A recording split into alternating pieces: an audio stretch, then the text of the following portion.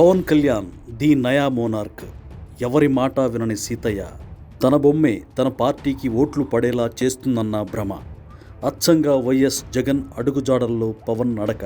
జనసేన క్యాడర్ను పట్టించుకునే లీడరే లేడిప్పుడు. ఆలోచించండి ఒకసారి. జనసేన పార్టీకి లేదా పవన్ కళ్యాణ్కు ఏమైనా సమస్యలు చెప్పుకోవాలనిపిస్తే దానికి దారేది మంగళగిరిలోని పార్టీ కేంద్ర కార్యాలయం. అంతేగా, సెక్రటేరియట్లో అంత ఛాన్స్ దొరకదు కూడా. అందుకే పార్టీ ఆఫీస్కు వెళ్తారు. మరి అక్కడ ఉండేదెవరు? పవన్ కళ్యాణ్ ఉంటాడా అక్కడ? నెవ్వర్. ఎప్పుడో కానీ రారు. పోనీ నాదెండ్ల మనోహర్ ఉంటారా? ఆయన మంత్రిత్వ శాఖలో ఆయన బిజీ. పోనీ ఇతర మంత్రులు, ఎమ్మెల్యేలు ఉంటారా? వాళ్ళెవరూ పార్టీ ఆఫీసు ముఖం చూడరు. ఎవరో పేరుకు మాత్రమే పార్టీ ఆఫీసులో ఉంటారు.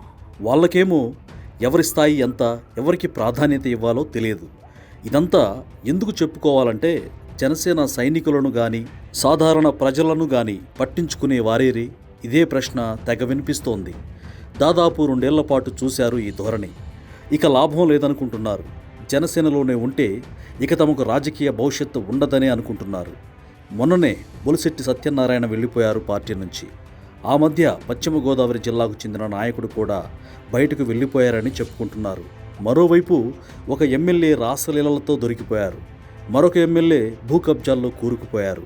ఉన్న సీనియర్ నేతలు, మొదటి నుంచి పార్టీ కోసం పనిచేసిన వాళ్ళు వెళ్ళిపోతున్నారు. అయినా సరే పార్టీని చక్కదిద్దలేకపోతున్నారు పవన్ కళ్యాణ్.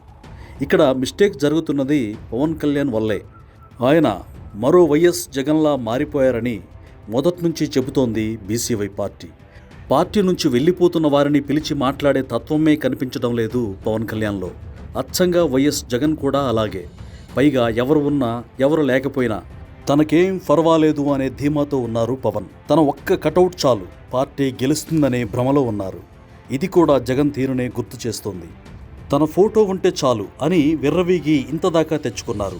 ఇప్పుడు పవన్ కళ్యాణ్ కూడా అలాగే కనిపిస్తున్నారు. ఓవరాల్గా పవన్ కళ్యాణ్ రాజకీయాలకు అన్ఫిట్గా కనిపిస్తున్నారంటోంది బీసీవై పార్టీ.